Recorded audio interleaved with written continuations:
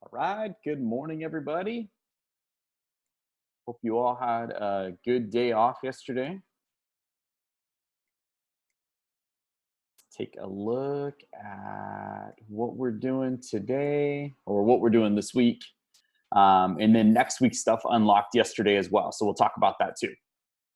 So for just this week, you've got that optional assignment. Again, if you're not sure what that is, you're not sure, what I'm talking about, go back and reference last Thursday's Zoom session for class because I went into all the detail for that then. So go and rewatch that video if you're interested in that.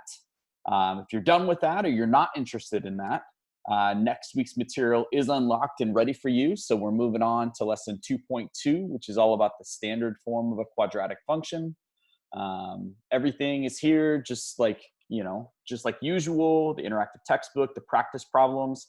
And I think we've talked about this before, but I just want to mention it real quick just to make sure that everybody knows about this. So I included this thing, I don't know, a week or two ago, this extra practice. So if you're doing this material, you do the practice problems that I do in my video, and you just kind of want to do some other problems just to practice the material on, click on this link and this will kind of give you an idea of where else you can go, which is inside of Envision, or other problems that you can do in that section as well, just to get a little more practice. I think I've talked about that before, but I just wanted to mention it again.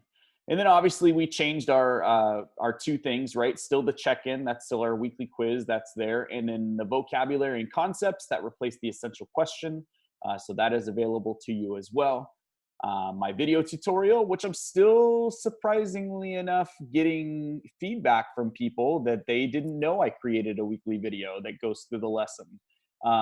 So I think some people just are really sleeping. It's just too early for them to be awake right now. So if you're struggling with any of this material, if you're lost, if you need some help, make sure you're accessing this video tutorial each week.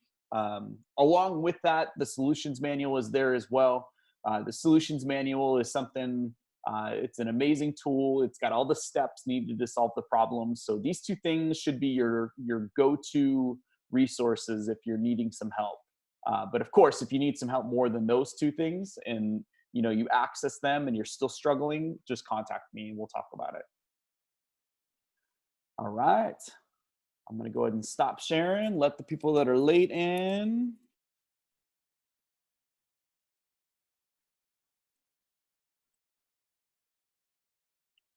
Pause for questions, comments, concerns. Trying to just kind of scan my brain to make sure that I've announced everything, nothing else coming up.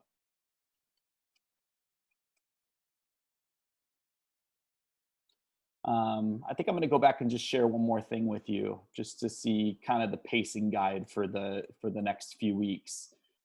So if you look, it looks like I think this next week, after next week, right? This is the week of Thanksgiving, so that'll be 2.3. The next week and then the week after that, we're going to be wrapping up Unit 2, and then basically we're going to be testing right before Christmas break. So that's kind of nice. Right before you go on a 2-week break, you're going to be able to wrap up that previous unit, Unit 2. So it was super good timing with everything. So just kind of be aware of that whole, scope and sequence for the next month or so. That's kind of the plan, is to finish up Unit 2 and then test out of Unit 2 before break. All right. Still no questions, comments, concerns? Everybody's good? Okay.